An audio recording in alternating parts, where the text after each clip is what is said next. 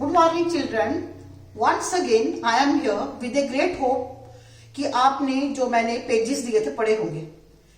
आपने अच्छी तरह से पढ़ा होगा और कई आपके मन में डाउट्स भी होंगे, क्योंकि अभी हमने नेक्स्ट पेज को डिस्कस नहीं किया है। अब हम जो है उसको आज डिस्कस करेंगे। You are next on the next page you will find the new topic. New topic is the first world war, Khilafat and non cooperation. ये इन्होंने जो वर्ड्स हैं, ये खिलाफत एंड नॉन कोऑपरेशन को इन्होंने वर्ल्ड वॉर फर्स्ट के साथ जो है वो जोड़ा हुआ है। इसका फर्स्ट वर्ल्ड वॉर के साथ खिलाफत का क्या संबंध है, ये समझना बहुत जरूरी है। क्योंकि बच्चों, जो हमारी फर्स्ट वर्ल्ड वॉर हुई ये 1914 में हुई और 1919 को खत्म हुई। ऐसे तो नवंबर 1918 में ये खत्म हुई, लेकिन एग्जैक्टली पूरी वर्ल्ड में ये 1919 में जो है वो खत्म हुई। अब पहली चीज तो ये है कि इसको फर्स्ट वर्ल्ड वॉर क्यों कहा गया। फर्स्ट वर्ल्ड वॉर, पूरी वर्ल्ड में एक वॉर हुई, वो पहली वॉर हुई। इससे पहले भी पूरी दुनिया के जो देश थे आपस में लड़ते थे, लेकिन दो देश आपस में लड़ेंगे, कोई और एक तीसरा देश आ जाएगा किसी एक को सपोर्ट करने, इतना ही था। ऐसा कभी नहीं था कि 32 कंट्रीज इन्वॉल्व हुई हो और उनकी लड़ाई हुई हो। जो फर्स्ट वर्ल्ड वॉर में बच्चों 32 कंट्रीज इन्वॉल्व थी। एक्चुअली जो मेन कंट्रीज थी वो तो यूरोपियन कंट्रीज और जो है अमेरिका, ये 6-7 कंट्रीज थी। इसमें हमारी जर्मनी थी, हमारी ऑस्ट्रिया हंगरी थी, हमारी इटली थी, हमारा फ्रांस था, ये इंग्लैंड था, यूएसए था, रशिया था। ये मेन कंट्रीज थी जिनकी आपस में लड़ाई हुई। जापान भी था, बाद में जापान भी आया जो है, लेकिन बाद में आहिस्ता आहिस्ता एलाइज इनकी एक दूसरे को सपोर्ट करते हुए और कंट्रीज भी इनके साथ मिलती गई और ये 32 कंट्री 32 कंट्रीज की आपस में लड़ाई हुई थी। तब जो है इस वार को जो है ये फर्स्ट वर्ल्ड वार कही गई, क्योंकि पहली वार इतनी ज्यादा जो है एरिया में एक वार जो थी वो स्प्रेड हुई थी। ये वार जो थी ये लैंड पर भी हुई, ये जो थी ये वाटर में भी हुई, ये बाय एयर में भी जो है वो फाइट हुई। ये वार जो थी, ऐसी वार लोगों ने पहले कभी नहीं देखी थी। अब जो है फर्स्ट वर्ल्ड वार में मैंने आपको बताया, फर्स्ट वर्ल्ड वार में यूरोपियन कंट्रीज में फ्रांस भी था, इंग्लैंड भी था, जर्मनी थी, ये इटली थी, ऑस्ट्रिया हंगरी थे। मैंने इंग्लैंड का नाम भी लिया और ये लड़ाई मैंने आपको बताया 1914 में शुरू हुई। और बच्चों, जो अंग्रेज थे वो उस समय हमारे भारत को कॉलोनी बनाकर यहाँ पर हमें जो है हमें दबाकर हमारे ऊपर राज कर रहे थे, हम उनके गुलाम थे। उस समय भारत के ऊपर अंग्रेजों का राज था। चाहे भारतीयों ने जो है वर्ल्ड वार 1 में जो है हमने पार्टिसिपेट नहीं किया, हम वर्ल्ड वार 1 में लड़ाई में हम नहीं गए डायरेक्टली, लेकिन बच्चों इनडायरेक्टली हम भी इन्वॉल्व थे वर्ल्ड वार 1 में। जो इंडियंस भी, वो कैसे, क्योंकि हमारे ऊपर ब्रिटिशर्स का राज था और ब्रिटेन जो था वो वर्ल्ड वार 1 में था और मेन कंट्री थी लड़ाई के लिए। अब जो ब्रिटेन था इंडिया के रिसोर्सेज यूज करता था, उसकी जो भी रिक्वायरमेंट थी वो जहाँ इंडिया से पूरी करता था और रिसोर्सेज के साथ साथ जहां के लोगों को भी उसने जो है लड़ने के लिए एज ए सोल्जर्स तैयार किया। उन्होंने जबरदस्ती गांव में जाकर विलेजर्स को बोला कि अपने जो है घरों से लोगों को भेजो फाइट करने के लिए, जो है वहां पर लोगों को फाइट करने के लिए जो है वो तैयार किया गया। इस दौरान जबकि ये सब चल रहा था, उस समय भारत में हम हिंदू, मुसलमान, सिख, ईसाई सब मिलकर रहते थे, लेकिन अंग्रेजों ने यहाँ पर ब्रिटिशर्स ने डिवाइड एंड रूल पॉलिसी अख्तियार की। उन्होंने जब डिवाइड एंड रूल पॉलिसी अपनी आरंभ की तो उन्होंने क्या 1906 में 1906 में जब यहाँ पर मुस्लिम लीग बनी, मुस्लिम लीग बनने के बाद अंग्रेजों ने मुस्लिम्स की जो है फेवर गेन करना शुरू किया। उनको एक फीलिंग देते रहे कि जो ब्रिटिशर्स हैं वो हमेशा जो है वो मुस्लिम्स के फेवर में है। अगर उन्होंने लॉर्ड कर्जन ने अगर बंगाल को 2 पार्ट्स में बांटना अगर चाहा, ईस्ट एंड वेस्ट अगर बंगाल बनाना चाहा, तो ये मोहम्मडन्स के फेवर के लिए था। जो वो उन्होंने ईस्ट बंगाल जो बना रहे थे वो उनको उन्होंने यही दिया, उनको यही फीलिंग दी कि वहां पर जो जितने भी मुस्लिम्स होते थे उनको सारे 100% बेनिफिट्स उनको मिलने थे। उन्होंने आहिस्ता आहिस्ता मुस्लिम्स के मन में ये फीलिंग पैदा की थी कि जो ब्रिटिशर्स हैं वो मुस्लिम्स के फेवर में है। लेकिन बच्चों, जब वर्ल्ड वार 1 शुरू हुई, एक तो हमारे भारत के हालात उस समय ठीक नहीं थे।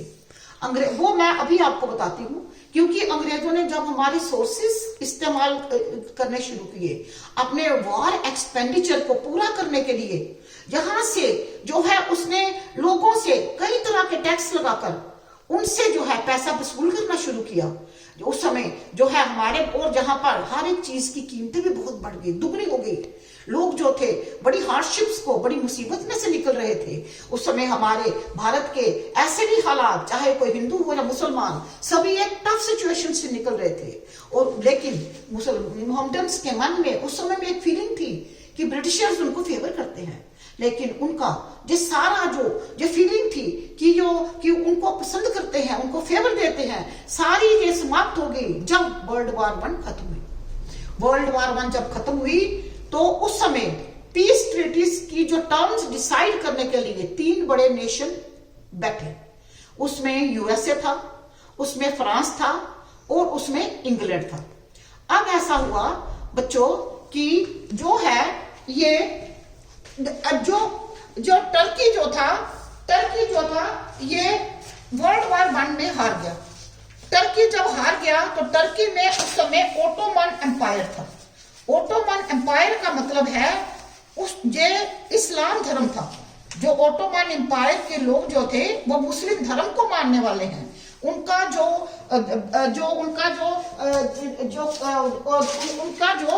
हेड होता था वो सुल्तान होता था। जब जो टर्की हार गई, इंडिया में रहने वाले जो मुसलमान थे, इस्लाम धर्म को मानने वाले थे, उनको यह विश्वास था कि जो पीस ट्रीटीज में ब्रिटेन भी बैठा हुआ है, टर्की में जो भी फैसले होंगे, क्योंकि वहां पर इस्लाम धर्म है, ये इनके फेवर में होगा। लेकिन बच्चों, टर्की के जब जो है वर्ल्ड वार खत्म हुई तो उस समय ब्रिटेन के प्राइम मिनिस्टर डेविड लियोर्ड जॉर्ज, जो उस समय पीस ट्रीटीज को डिसाइड करने की टर्म्स डिसाइड करने के लिए बैठे हुए थे, उन्होंने क्या किया, उन्होंने जो है ट्रीटीज के जो टर्की के 2 हिस्से कर दिए और उन्होंने एक हिस्सा जो था वो ग्रीस को दे दिया और एक हिस्सा उन्होंने जो है वो इटली को दे दिया। टर्की को as a independent country announce नहीं किया। जब उन्होंने ये फैसला किया तो जो भारत के इस्लाम धर्म को मानने वाले थे उनको बहुत गुस्सा आया। टर्की में उनके जो सुल्तान थे उनसे जो थी कुछ टर्म्स जो ट्रीटी करवाई गई उसके ऊपर साइन करवाए गए और जो थे उस समय टर्की में भी बहुत बड़ी रेवोल्यूशन हुई, क्योंकि उनके सुल्तान ने जो है ब्रिटिशर्स की सभी शर्तों को मान लिया। उस समय वहां के जो उनकी नेशनल गवर्नमेंट के लीडर थे मुस्तफा कमाल, उन्होंने बहुत बड़ी रेवोल्यूशन की। उनकी लीडरशिप के अंडर जो था लोग उनके साथ रहे। इन्होंने जो है उस समय यूएसएसआर से भी जो है वो इन्होंने हेल्प मांगी, उन्होंने इनको हेल्प दी। 1921 में एक ट्रीटी साइन हुई। ये टर्की के मुस्तफा कमाल लीडर और जो है यूएसएसआर के बीच में टर्म्स डिसाइड हुई, जिसके अकॉर्डिंग टू दैट कि यूएसएसआर ने इनको पूरी हेल्प देने का प्रॉमिस किया, जिससे क्या हुआ कि एंड में टर्की जो थी वो उसको अपनी इंडिपेंडेंस मिली। लेकिन बच्चों, ब्रिटिशर्स ने टर्की के बीच में मोहम्मदन जो रहते थे उनके साथ इनजस्टिस की, उनको जस्टिस नहीं दी। और जो इंडिया में जो मोहम्मदन रहते थे उनको ये बात बहुत बुरी लगी कि टर्की में रहने टर्की ब्रिटिशर्स ने जब जो है पीस ट्रीटी डिसाइड कर रहा था तो उन्होंने टर्की के मुसलमानों को जस्टिस क्यों नहीं दी। जब ये फीलिंग जो इंडिया के बीच में फैली तो जहां के लोग उनके खिलाफ हो गए, उनके अगेंस्ट हो गए, उनके विरुद्ध हो गए, उनके खिलाफ हो गए। इसीलिए अली ब्रदर्स ने, शौकत अली और मोहम्मद अली ने जहां भारत में जो है वो खिलाफत मूवमेंट को आरंभ किया। खिलाफत की वो अंग्रेजों के खिलाफ है, क्योंकि अगर उन्होंने कहा कि अगर वो जो अंग्रेज इंडिया में अगर मोहम्मदन्स के फेवर में है तो टर्की में ऐसा क्या था कि टर्की के साथ उन्होंने जस्टिस क्यों नहीं की। इसलिए बच्चों फर्स्ट वर्ल्ड वॉर और खिलाफत मूवमेंट का आपस में बहुत बड़ा संबंध है। और जो है ये उस दौरान जो थे खिलाफत मूवमेंट जब हुई, लोग इंडिया में भी बहुत परेशान थे, क्योंकि इंडिया में उन्होंने क्या किया, जहां पे जो वॉर एक्सपेंडिचर को वो पूरा करने के लिए इन्होंने इंडिया में जहां पर इन्होंने लोगों को जहां पर जो है वॉर लोन्स लगाए, इन्होंने टैक्स बढ़ा दिए, कस्टम ड्यूटीज बढ़ा दी और इन्होंने इनकम टैक्स जो है वो इंट्रोड्यूस किया अब आप जो है ये चीजें जब आप ये पढ़ेंगे, पहले जो है आप ये समझेंगे कि जो है ये वार जो है वार लोन्स क्या होते हैं, आपको ये टैक्सेस का भी पता है, कस्टम ड्यूटीज का भी पता है, इनकम टैक्स का भी पता है, लेकिन बच्चों आपके लिए ये वार लोन्स क्या होते हैं। वार लोन्स बच्चों ऐसा है, वर्ल्ड वॉर 1 और वर्ल्ड वॉर 2 में वार लोन्स लगाए गए। ये वार लोन्स जो है एक किस्म के बॉन्ड होता है, जो बॉन्ड होता है वो लोगों को दिए जाते हैं। ये बॉन्ड कैसे है, ये जिस प्रकार आजकल आप एफडी वगैरह करवाते हो तो उसमें आप जो है पूरी वो मनी लिखी जाती है, एक कागज का एक डॉक्यूमेंट होता है, उसमें मनी लिखी जाती है और कितने टाइम में वो उसकी मैच्योरिटी डेट लिखी होती है, इतने में इतने % पे वो पैसा मैच्योर होगा और आपको मिलेगा। ये आपकी एफडी से तो आपकी अच्छी जान पहचान है। ऐसे ही बॉन्ड होते थे, ऐसे ही ये यूएसए ने निकाले, ये बॉन्ड यूएसए ने इशू किए थे। ये वर्ल्ड वॉर 1 में वार लोन्स लोगों इंडियंस बड़े बड़े ट्रेडर इंडियंस जो अमीर इंडियंस थे, ये उनको कहा गया कि इनको खरीदो। वो क्या होते थे वार लोन्स, एक बॉन्ड होते थे। वो बॉन्ड होते थे उनमें अगर उसकी वैल्यू, बॉन्ड के ऊपर वैल्यू अगर $100 लिखी गई हो, उस समय उन्होंने उन लोगों को वो $100 हो सकता $50 में दे दे, जब $25 में लोगों को वो दे दे, जब $75 में दे दे, उस बॉन्ड की जो फेस वैल्यू है वो तो $100 है। बॉन्ड की फेस वैल्यू तो $100 है, लेकिन उन्होंने लोगों को उस समय सस्ते करके दिए। लोगों को बोला $100 का जो बॉन्ड है, ये जरूरी नहीं है कि 100 का, मैं आपको एग्जांपल दे रही हूं कि $100 का जो लोगों ने $10-10 हजार के बॉन्ड भी खरीदे थे उस समय, जो है ये जो $100 का बॉन्ड है, आप ये खरीद लो, खरीदते समय आप हमें $75 दो, लेकिन जब मैच्योर होगा 5 साल के बाद आपको $100 मिलेंगे। इस प्रकार से इन्होंने वार बॉन्ड जो है वो लोगों को दिए। फिर इन्होंने टैक्सेस बढ़ा दिए, इन्होंने जो है कस्टम ड्यूटीज बढ़ा दी, इन्होंने इनकम टैक्स इंट्रोड्यूस किया। ये बच्चों इनकम टैक्स जो आज भी आप पे करते हो, ये इनकम टैक्स पहली बार इंडिया में इंट्रोड्यूस नहीं हुआ। इससे पहले भी जो था 1860 में भी जो है जेम्स विल्सन ने 1860 में जेम्स विल्सन ने भी इनकम टैक्स जो था इंट्रोड्यूस किया था, जो कि 1865 में 1865 में वो भी लैप्स हो गया था, वो स्टॉप कर दिया था, उसको बंद कर दिया था।